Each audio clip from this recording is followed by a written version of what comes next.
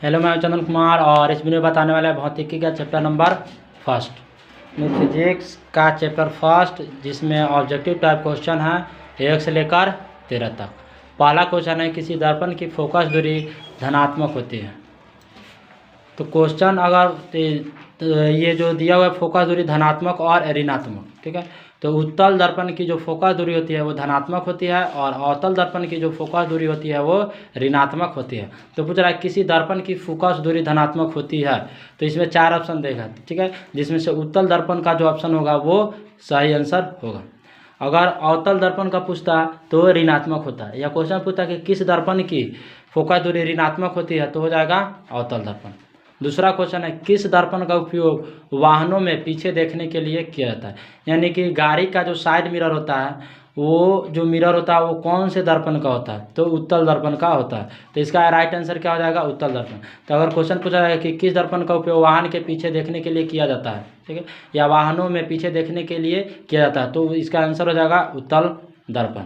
अगला क्वेश्चन है, दर्पण के सामने किसी भी दूरी पर स्थित वस्तु का प्रतिबिंब सीधा प्रतीत होता है तो वह दर्पण होगा। अब क्वेश्चन है कि वह कौन सा दर्पण है जिसके सामने किसी भी दूरी पर कोई भी वस्तु हो उसका प्रतिबिंब सीधा होना चाहिए, तो वह हो जाएगा केवल उत्तल दर्पण में। अगला क्वेश्चन है 4 नंबर, कार का अग्रदीप में प्रयुक्त दर्पण होता है। कार का अग्रदीप यानी कि हेडलाइट में जो दर्पण प्रयुक्त होता है वो कौन सा होता है, तो अवतल दर्पण होता है। अगला क्वेश्चन है 5 नंबर, प्रकाश की किरणें गमन करती है। प्रकाश की किरणें एक सीधी रेखा में गमन करती है, तो याद रखेंगे कि प्रकाश की किरणें गमन करती है सीधी रेखा में, इसका राइट आंसर हो जाएगा। अगला क्वेश्चन है 6 नंबर, दाढ़ी बनाने में कौन सा दर्पण प्रयुक्त होता है। ये क्वेश्चन जो है वो बहुत बार बोर्ड एग्जाम में पूछे जा चुके हैं कि दाढ़ी बनाने में कौन सा दर्पण प्रयुक्त होता है या सैलून में कौन सा दर्पण प्रयुक्त होता है, तो इसका आंसर हो जाएगा अवतल दर्पण। अगला क्वेश्चन है, समतल दर्पण की फोकस दूरी होती है। तो समतल दर्पण की जो फोकस दूरी होती है वो अनंत होती है।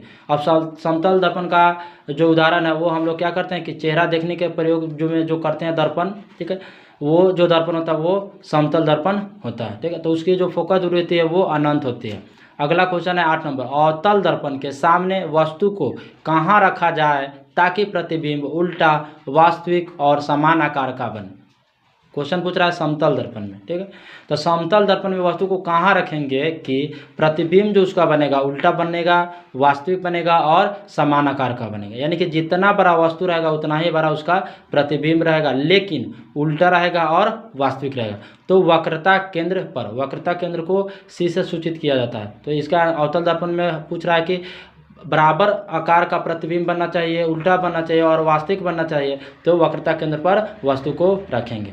अगला क्वेश्चन है 9 नंबर, उत्तल दर्पण से बना काल्पनिक प्रतिबिंब होता है।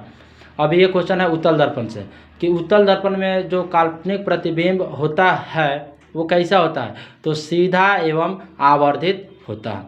10 नंबर क्वेश्चन है, एक गोलीय दर्पण की फोकस दूरी 20 सेंटीमीटर है, ठीक है, और 20 से पहले प्लस लगाया हुआ है। तो पहले ही पहला क्वेश्चन में बताए हैं कि अगर फोकस दूरी धनात्मक है तो उत्तल दर्पण और ऋणात्मक है तो अवतल दर्पण।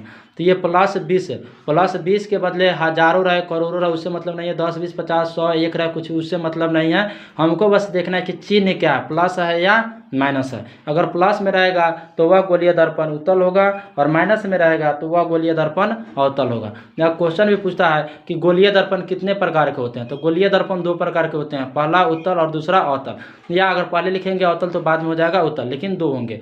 और उत्तल दर्पण की फोकस दूरी धनात्मक होती है, अवतल दर्पण की फोकस दूरी ऋणात्मक होती है। अगला क्वेश्चन है 11 नंबर, अवतल दर्पण की फोकस दूरी होती है, ठीक है, जो अभी बताएं वही क्वेश्चन 11 नंबर में दिया हुआ है कि अवतल दर्पण की फोकस दूरी होती है, तो अवतल दर्पण की जो फोकस दूरी होती है वो ऋणात्मक होती है। अगला क्वेश्चन है 12 नंबर, किसी अवतल दर्पण की फोकस दूरी f और उसकी वक्रता त्रिज्या r है तो इसमें सही संबंध होगा, यानी इसमें फॉर्मूला बताना होगा कि इसका संबंध सही क्या होगा।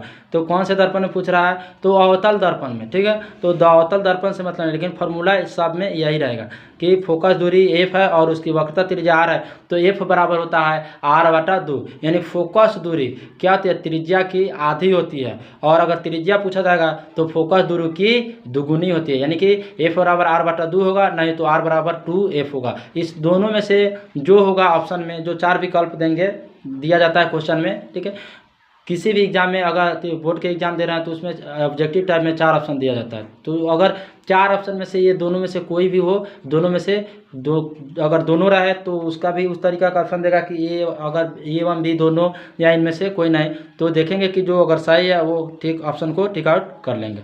अगला क्वेश्चन है 13 नंबर कि दर्पण का सूत्र क्या है। दर्पण और लेंस दोनों एक दूसरे के अपोजिट है। दर्पण में प्लस होता है तो लेंस में माइनस का प्रयोग किया जाता है और फॉर्मूला वही रहता है। तो दर्पण में क्या होता है, दर्पण का जो सूत्र है वो 1/v प्लस 1/u बराबर 1/1, ठीक है, यानी कि 1/v plus 1/u is equal to 1/f। तो अगर यही लेंस में पूछता कि लेंस के सूत्र क्या है तो फार्मूला यही रहता, लेकिन जहाँ पर प्लस है वहाँ पे माइनस हो जाता था। लेंस का सूत्र हो जाता है 1/v माइनस 1/u बराबर 1/f।